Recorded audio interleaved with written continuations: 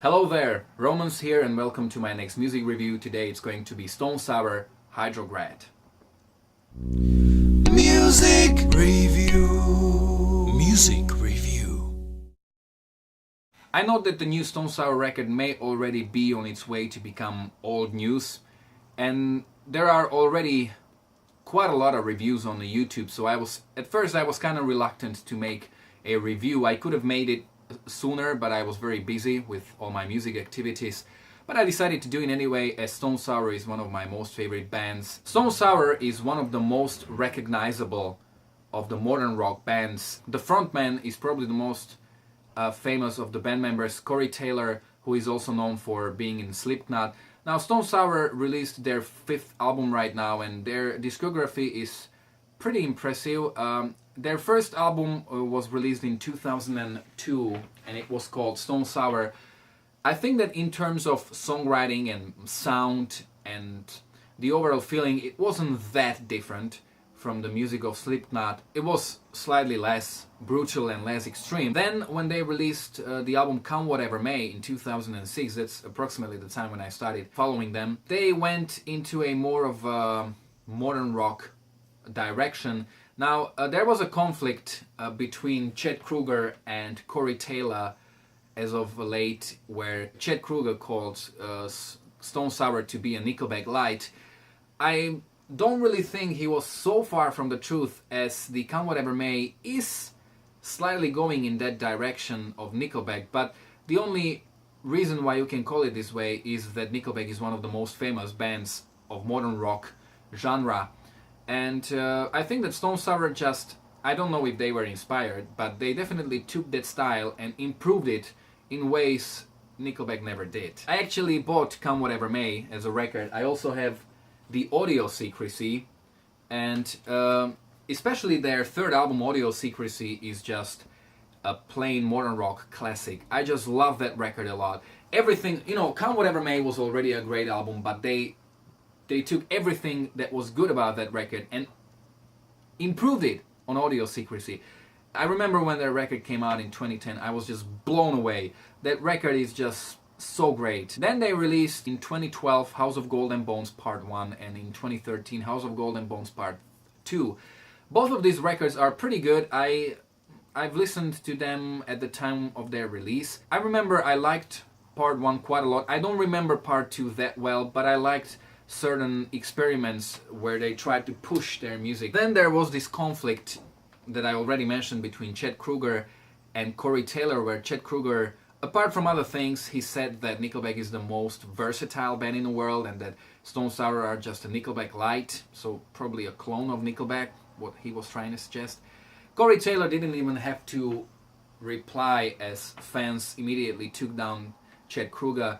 Now, very interesting thing about this conflict is that both of these bands released new albums after quite a long time. I think that apart from things they were saying to each other, their records are what should really speak for each individual musician. Now, the new Nickelback album wasn't really bad. Of course, it's not an exceptional record, it's not a masterpiece, it's not even very good.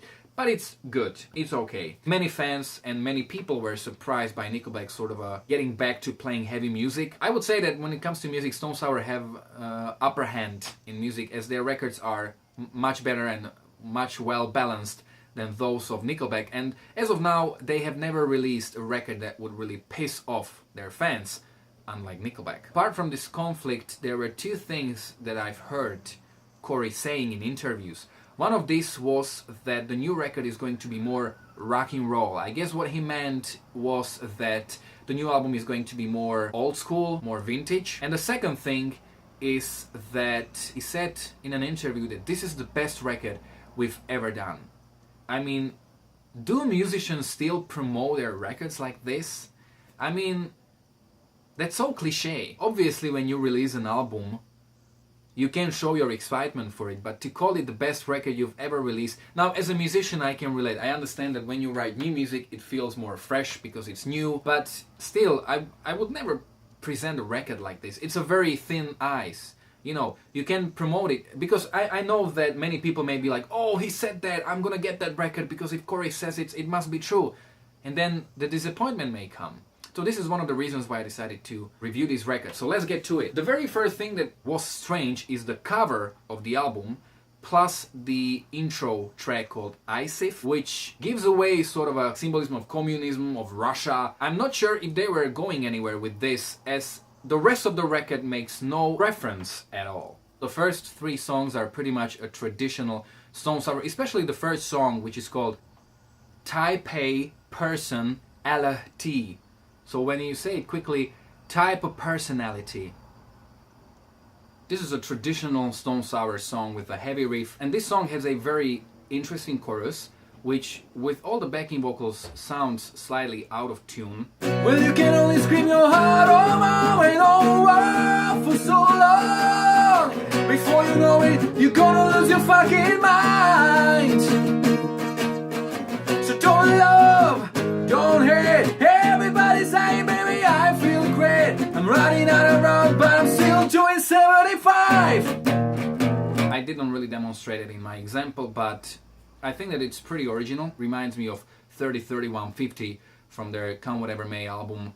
Then Neville Has Landed, or the title track Hydrograd. It has some moments where you have those heavy metal dual guitars like you could have heard in, for example, Digital from Audio Secrecy. The last releases that Stone Sour did were EPs with cover songs.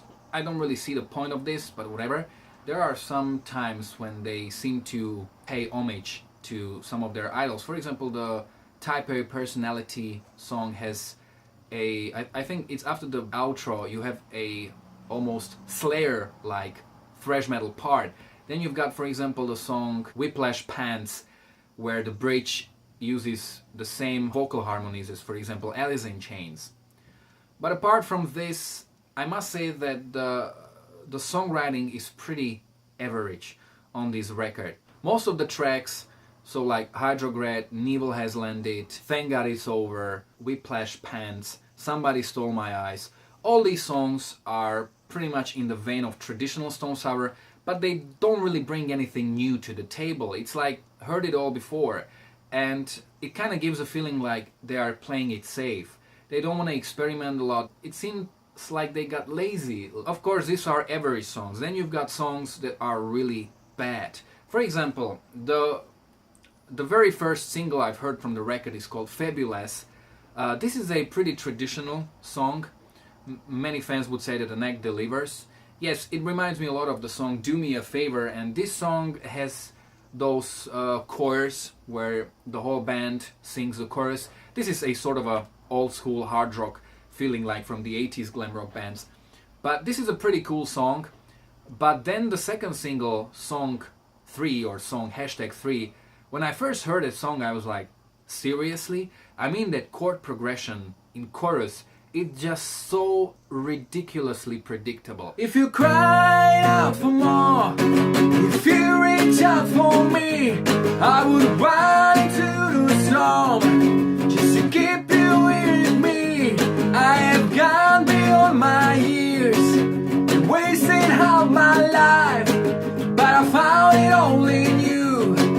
And I save you cause I know you saved me too. Now, I'm not lying to you. When I was like 18, I knew that chord progression, that chord pattern, and the first melody that came to my mind when I was playing that chord progression was that of song 3.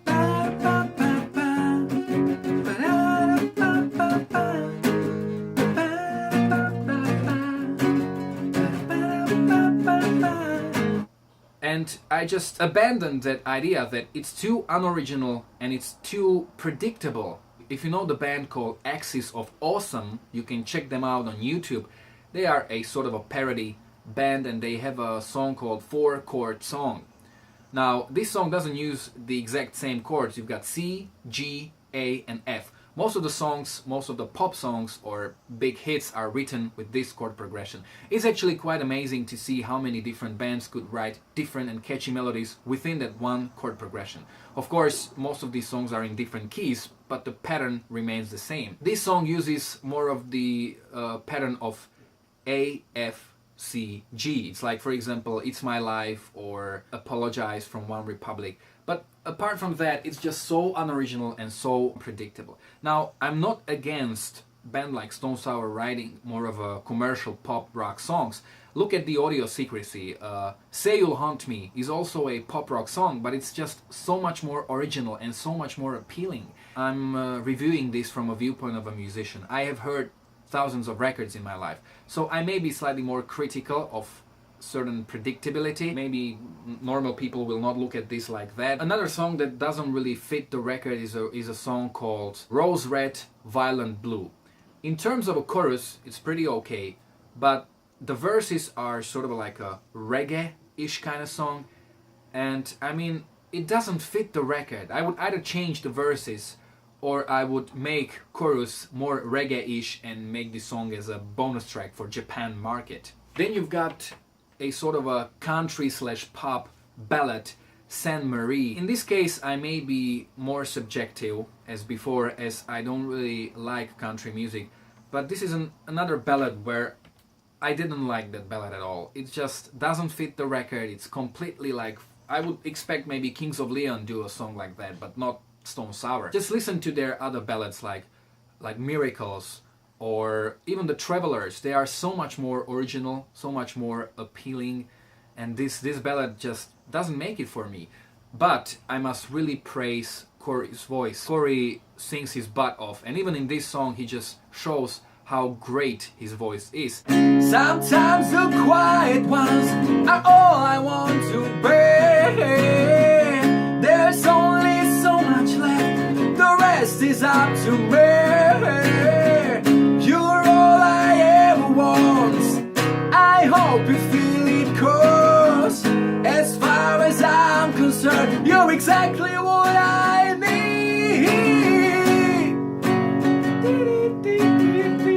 He used very destructive vocal technique when he was screaming, and when he's still screaming in Stone Sour and especially in Slipknot, but he's one lucky son of a bitch, because his voice just gets better and better. He really is one hell of a singer. Another song which I don't like is Friday Nights, where I just really disliked the chorus. It was like, no, not good.